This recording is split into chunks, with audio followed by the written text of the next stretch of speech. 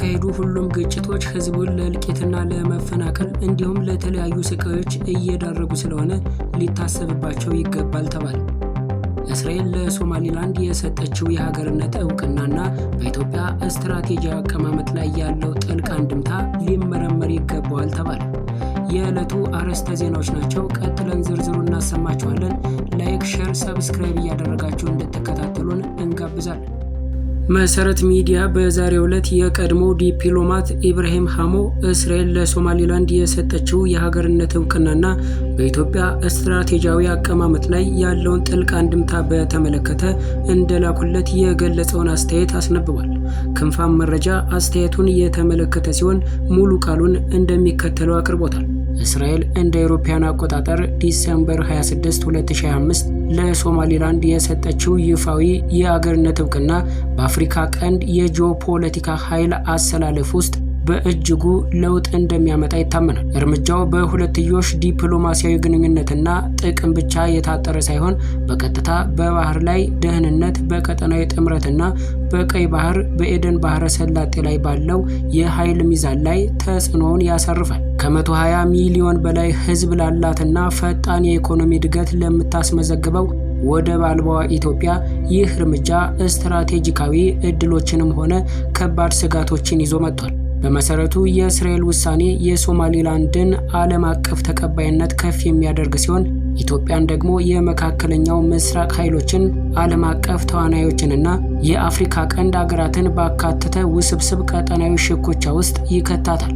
ኢትዮጵያ ለረጅም ጊዜ የተገለገለችበት የባህር በር ጉዳይ ኢትዮጵያ በጎረቤት ሀገር ወደብ ላይ ጥገኛ መሆኗ ለረጅም ጊዜ ስትራቴጂካዊ ተጋላጭ እንድትሆን አድርጓታል። ከ95 በመቶ በላይ የሚሆነው የሀገሪቱ የውጭ ንግድ በጅቡቲ በኩል የሚያልፍ በመሆኑ ይህ ሁኔታ አገሪቱን ለከፍተኛ ወጪና ለጂኦፖለቲካዊ ጫናዎች ዳርጓታል። እስራኤል ለሶማሊላንድ የሀገርነት እውቅና መስጠቷ ሶማሊላንድ እንደ አውሮፓውያን አቆጣጠር በ1991 ያወጀችውን ራስ ገዝነት ወይም ሰልፍ ገቨርናንስ ያጠናክረዋል። ይህም ኢትዮጵያ በ2024 ከሶማሊላንድ ጋር የተፈራረመችውን የመግባቢያ ሰነድ ሊያጠናክረው እንደሚችል ይጠበቃል። የመግባቢያ ሰነዱ በርበራ አቅራቢያ የሚገኝ የባህር ዳርቻን ለረጅም ጊዜ በክራይ መውሰድንና በምላሹም ኢትዮጵያ ለሶማሊላንድ የሀገርነትን እውቅና የመስጠት እድልንና ኢኮኖሚያዊ ትብብርን ያካትታል።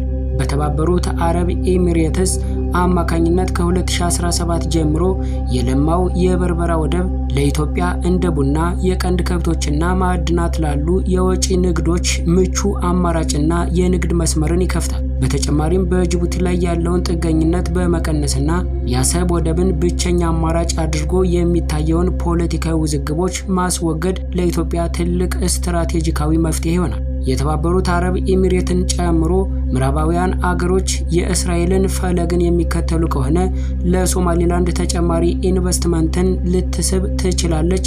ይህም በተዘዋዋሪ የኢትዮጵያን የሎጂስቲክና የንግድ መስፋፋትን ትልሞችን ያጠናክራል። ኢትዮጵያ ችላ ልትላቸው የማይገቡ ስጋቶች ምንም እንኳን ስትራቴጂካዊ ጥቅሞቹ ግልጽ ቢሆኑም ለኢትዮጵያ ከፍተኛ ስጋት ሊያስከትሉ የሚችሉ ሁኔታዎች አሉ።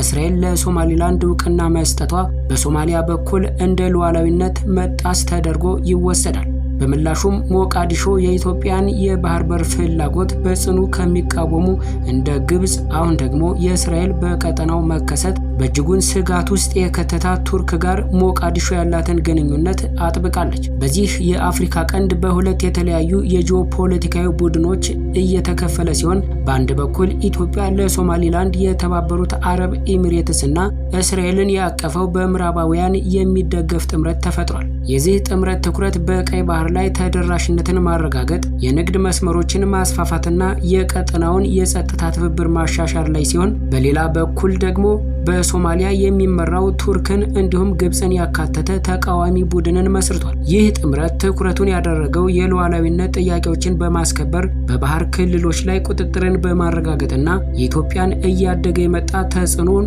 በመገደብ ላይ ነው። ጅቡቲ በኢትዮጵያ ላይ የኢኮኖሚ የበላይነቷን ላለማጣት በመስጋት ሶማሊላንድን ህጋዊ የሚያደርጉ እርምጃዎችን ትቃወማለች። በኢራን የሚደገፉ ቡድኖችና የቀጠናው ተቀናቃኞች ኢትዮጵያን የምዕራባውያን ጎራ ምድብ ውስጥ የተካተተች አድርገው ሊመለከቷት ይችላሉ። ይህም ለሀገሪቱ በቀጥታም ሆነ በተዘዋዋሪ ውስጣዊ ጫናዎችንና አለመረጋጋትን ሊያመጣ ይችላል። በአጠቃላይ እስራኤል የወሰደችው እርምጃ ቀጠናዊ መልኩን እንዲቀይር የሚያደርግ ሲሆን ለኢትዮጵያ ስትራቴጂካዊ ብልጫን ቢሰጥም በጉልህ የሚታየውን የኋላ አሰላለፍና ተለዋጭ ሁኔታን በጥንቃቄ መምራትን ይጠይቃል። የሪፖርተር ጋዜጣ ኤዲቶሪያል በርዕሰ አንቀጽ አምዱ ለጸጸት ከሚዳርጉ አላስፈላጊ ድርጊቶች መታቀብ ይገባል በሚል ሰፋ ያለ ጽሑፍ አስነብቧል። እኛም የምንባቡን ሙሉ ቃል እንደሚከተለው እናቀርበዋለን። ተከታተሉ። በኢትዮጵያ የተካሄዱ ሁሉም ግጭቶች ወይም ጦርነቶች ህዝቡን ለእልቂት፣ ለመፈናቀል፣ ለመራብ፣ ለመታረዝና ለተለያዩ ስቃዮች ከመዳረግ ውጭ ያስገኙት አንዳችም ጥቅም እንደሌለ የታወቀ ነው። የሩቁን ዘመን ትተን ያለፉትን 50 ዓመታት ውጣ ውረዶች በወፍ በረር ስንቃኝ ከሰሜን ኢትዮጵያ ጀምሮ በሁሉም አካባቢዎች ያጋጠሙ ግጭቶች ሆኑ አውዳሚ ጦርነቶች ለህዝብ ያወረሱት ጽኑ ድህነትን ከተስፋ ቢስነት ጋር ነው። በተለያዩ ጦርነቶችም ወይም ግጭቶች ውስጥ በቀጥታ የተሳተፉ የተለያዩ ዘመን ሰዎች ያለፉበትን ውጣ ውረድ ሲያስረዱ በቁጭት ወይም በሐዘን ውስጥ እንደሆነ በተደጋጋሚ ለመታዘብ ተችሏል። በዚህ መሃል ግን የኢትዮጵያ ህዝብ የደረሰበት መራር መከራ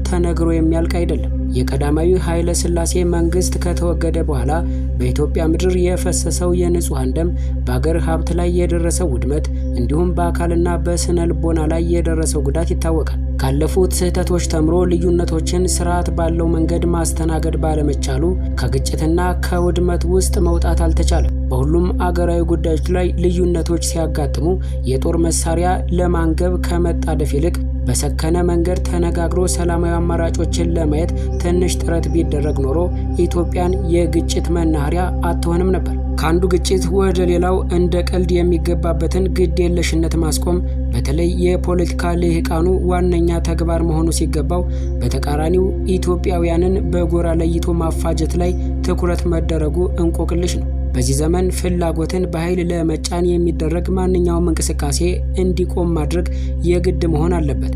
ሁሉም አይነት ልዩነቶች ወደ ክብ ጠረጴዛ ተወስደው በጨዋነት መነጋገርና መደራደር የአገር ባህል ሊሆን ሲገባው የፖለቲካ ቁማሩን በማድራት ንጹሃንን ለፍጅት የሚዳርግ አደጋ ውስጥ መዘፈቅ ያሳፍራል።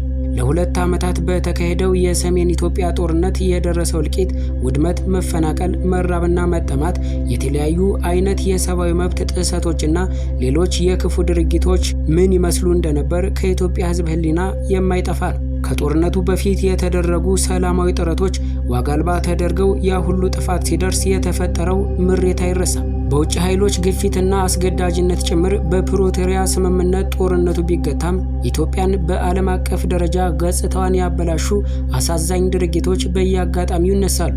ከዘር ተኮር ጭፍጨፋ ጀምሮ በርካታ ወንጀሎች ተፈጽመዋል ተብሎ በአገር ውስጥም ሆነ በዓለም አቀፍ ደረጃ ሪፖርቶች ወጥተዋል። እዚህ ደረጃ ላይ ሳይደርስ ችግሮችን ሁሉ መክታት እየተቻለ ከበርካታ ጥፋቶች በኋላ በጸጸት የተሞሉ ድምጾችን መስማት የተለመደ ሆኗል። ለግለሰቦች የስልጣን ፍላጎት ሲባል የተቀጠፉ ንጹሃን ወገኖች ጉዳይ ግን ያንገበግባል። በአማራም በኦሮሚያም ሆነ በሌሎች አካባቢዎች የሚካሄዱ ውጊያዎች ያደረሱት ጉዳት ነጋሪ ያስፈልገው። ውጊያዎች የሚካሄዱባቸው ክልሎችም ሆኑ የተለያዩ አካባቢዎች ውስጥ የሚኖሩ ወገኖች የሚደርሱባቸው ሰቆቃ ምን አይነት እንደሆነም በሚገባ የታወቀ ነው።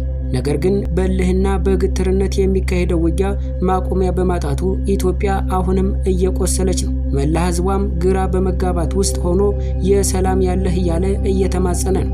ይህን አሳዛኝ አንገት አስደፊ ሁኔታ ለመቀየር ኢትዮጵያውያን ተባብረው ካልተነሱ በስተቀር የሚታይ መፍትሄ የለም። የውጭ ኃይሎችም ቢሆኑ ጥቅማቸውን እያሰሉ ስለሚከሰቱ እነሱን ተማምኖ መቀመጥ አይቻልም። በሁሉም ኢትዮጵያውያን አክብሮት የተቸራቸው አገር በቀል የግጭት መፍቻዎችና የሽምግልና ስርዓቶችን በመጠቀም እጅግ አስከፊ የሆነውን የእልቂትና የውድመት ምዕራፍ በትብብር መዝጋት የግድ መሆን አለበት። በተለይ ይህ ጉዳይ በቀጥታ የሚመለከታቸው ወገኖች የመነጋገሪያ መድረክ ቢፈጥሩ ጠቃሚ ነው። ኢትዮጵያውያን ሲተባበሩ ምንም ነገር ለማድረግ የሚያስቆማቸው አንዳችም ምድራዊ ኃይል እንደሌለ ታሪካቸው ይናገራል። ኢትዮጵያ በአፍሪካ አህጉር ውስጥ ብቸኛዋ ለቅኝ አገዛዝ ያልተንበረከከች አገር መሆን የቻለችው በልጆቿ ከፍተኛ ዋጋ የተከፈለበት መስዋዕትነት እንደሆነም የታወቀ ነው። ቅኝ ገዢዎች አፍሪካን እንደ ቅርጫ ሲቀራመቱ ኢትዮጵያ ሉዓላዊነቷና የግዛት አንድነቷ ሊከበር የቻለው በሁለተኛው የዓለም ጦርነት ዋዜማ ፋሺስት ጣሊያን ወረራ ቢያካሂድም ተደላድሎ እንዳይገዛ የተደረገውና የተባረረው በተለያዩ ዘመናት ከወራሪዎችና ከተስፋፊዎች ጋር የተደረጉ ጦርነቶችን በአሸናፊነት ማጠናቀቅ የተቻለውና ለሌሎች አፍሪካውያን ጥቁር ሕዝቦች ተምሳሌት የሆነችው ልጆቿ አንድነታቸው ከብረት የጠነከረ ስለነበር ነው። ይህን የመሰለ ዘመን ተሻጋሪ አንጸባራቂ ታሪክ እያለ በእርስ በርስ ጦርነት እየተፋጁ መሳቂያ መሆን ያሳዝናል። ለመጪው ትውልድ ጭምር የሚተላለፉ በጸጸት የተሞላ ሀፍረት ይሆናል። አሁንም በእርግጠኝነት መናገር የሚቻለው ፈጽሞ መከሰት የሌለባቸው ግጭቶች ወይም ጦርነቶች ናቸው ኢትዮጵያን የሚያመሰቃቅሏት። ማንኛውም አይነት ቅራኔም ሆነ አለመግባባት የሚፈታባቸው በርካታ አገር በቀል ዘዴዎች ባሉበት ኢትዮጵያ እየተንደረደሩ የጥፋቱን ጎዳና መያያዝ ሊያበቃ ይገባል። ሚሊዮኖችን ለሞት፣ ለመፈናቀል፣ ለአካላዊና ስነ ልቦናዊ ጉዳት፣ ለንብረት ውድመትና ለተለያዩ ማህበራዊና ኢኮኖሚያዊ ጉዳት ለሚዳርጉ ልዩነቶች በሰለጠነ መንገድ መፍትሄ መፈለግ ባህል መሆን አለበት። በዚህ ዘመን በኃይል ዓላማን ማስፈጸም የሚደረግ እንቅስቃሴ ውጤት እንደማያስገኝ በተደጋጋሚ ታይቷል። የሰሜን ኢትዮጵያ ጦርነቶች የመቶ ሺዎችን ሕይወት ነጥቆና ሚሊዮኖችን አፈናቅሎ የተገታው በስምምነት መሆኑ መረሳት የለበትም። የጦርነቱ ጠባሳ እስካሁን ድረስ ከፍተኛ ዋጋ እያስከፈለ ነው። በሌሎች አካባቢዎች በመካሄድ ላይ ያሉ ውጊያዎችም በተመሳሳይ ከጥፋት በዘለለ ያስገኙት ፋይዳ የለም። አሁንም ጊዜው ቢረፍድም ለጸጸት ከሚዳርጉ አላስፈላጊ ድርጊቶች መታቀብ ይገባል ሲል የሪፖርተር ጋዜጣ አስነብቧል።